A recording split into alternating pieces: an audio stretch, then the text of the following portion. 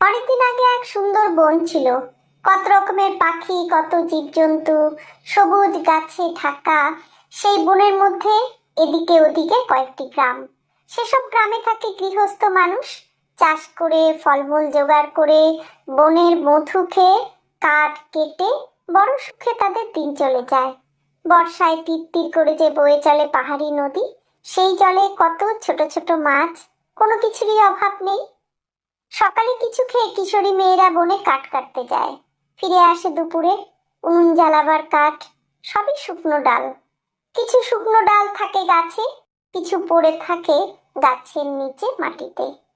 একদিন এক কিশোরী যেই গাছের শুকনো ডালে হাত রেখে শুকনো ডাল ভাঙতে যাবে, অমনি একটা কাঠ পিঁপড়ে তার হাতে কামড়ে দিল। মেয়ে উফ বলে সরে এলো। বা হাতে ছিল কাটারি, সেটা পড়ে গেল। কিশোরী ডান হাতটা ধরে বসে পড়ল। কাটারিটা বা হাত থেকে পড়ে নিচের একটা ঝোপে গিয়ে পড়ল।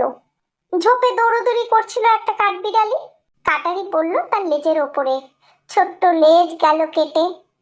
ব্যথায় ছটফট করে কাঠবিড়ালি তরতর করে একটা অনেক উঁচু গাছে উঠে পড়ল।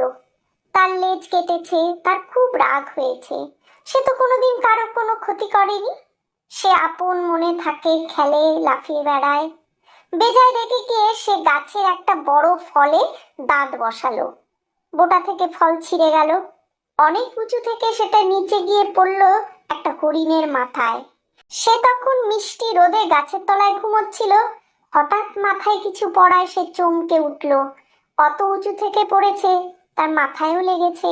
আবার যদি কিছু পড়ে, সে ভয় পেয়ে তীর বেগে দৌড়ে পালালো। ঝুড়ো মাটির মধ্যে ছোট ছোট পাখির বাসা। হরিণের ছুটে চলার পথে এরকম কিছু বাসা ছিল। পায়ের চাপে বাসাগুলো ভেঙে গেল। পাখিরা ভয় পেয়ে এদিক ওদিক উঠতে লাগলো। হায়, বাসার ছানারা বোধহয় মরে গেল, ডিমগুলো বোধহয় ভেঙে গেল। বনের মধ্যে দিশেহারা হয়ে পাখিরা উঠছে। এক গাছের নিচে দাঁড়িয়ে ছিল এক হাতি। সে প্রকাণ্ড সুর দিয়ে গাছের ডালপালা ভেঙে খাচ্ছে। কোনো দিকে খেয়াল নেই। হঠাৎ একটা ছোট্ট পাখি তার কানের ভেতর ঢুকে গেল। হাতি লাফিয়ে উঠল। এ কি হলো তার? কানের ভেতর ফরফর করছে। সে মাথা ঝাঁকাতে লাগলো, কিন্তু ফরফর বন্ধ হচ্ছে না, ব্যথাও করছে। ভয় পেয়ে হাতি ছুটতে লাগলো। ছুটতে ছুটতে সে এসে থামলো এক চাষির ফসলের ক্ষেতে। সুন্দর ধান হয়েছে, সোনার রং ধরেছে। আর কয়েকদিন পরেই কাটতে হবে। হাতি সেই সোনালী ফসলের ক্ষেতে ঘুরপাক খেতে লাগলো। তার বিশাল দেহ আর গোদা চার পায়ের চাপে ফসল নষ্ট হতে লাগলো। চাষি ছুটে এলো। এ কি করছে হাতি? তার সব ফসল যে নষ্ট হয়ে যাচ্ছে, সে খাবে কি? তার পরিবারের সবাই খাবে কি? সে হাতির সামনে গিয়ে বলল, এ কি করছো হাতি? আমার সব ফসল যে নষ্ট করে দিলে। কোনোদিন কোনো হাতি এমন কাজ করেনি। হাতি বলল, আমিও কোনোদিন ফসলের ক্ষেত নষ্ট করিনি, কিন্তু আমি যে আর পারছি না। আমি পাগল হয়ে যাব। আমার কানের মধ্যে যে একটা ছোট্ট পাখি ঢুকে রয়েছে, আমি কি করব? চাষি, আমার কোনো দোষ নেই, আমি সহ্য করতে পারছি না। সে কথা শুনতে পেয়ে ছোট্ট পাখি বলল, আমারও কোনো দোষ নেই, আমি কোনো কালে হাতির কানে ঢুকিনি, কিন্তু কি করব? হরিণ আমার বাসা ভেঙে দিল। ভয়ে উড়ে পালাতে গিয়ে না দেখে হাতির কানে ঢুকে পড়েছি। আমার কোনো দোষ নেই। হরিণ বলল, আমারও কোনো দোষ নেই, আমি কি করব? দুষ্টু কাঠবিড়ালি উঁচু গাছ থেকে একটা ফল আমার মাথায় ফেলে দিল। খুব ব্যথা পেলাম। ভাবলাম আবার যদি ফল ফেলে দেয়, তাই ভয় পেয়ে দৌড়তে শুরু করলাম। আমি তো নিচের দিকে তাকাইনি। পায়ের চাপে পাখির বাসা গেল ভেঙে। আমার কোনো দোষ নেই। কাঠবিড়ালি বলল, আমারও কোনো দোষ নেই, আমি ঝোপের মধ্যে খেলা করছিলাম।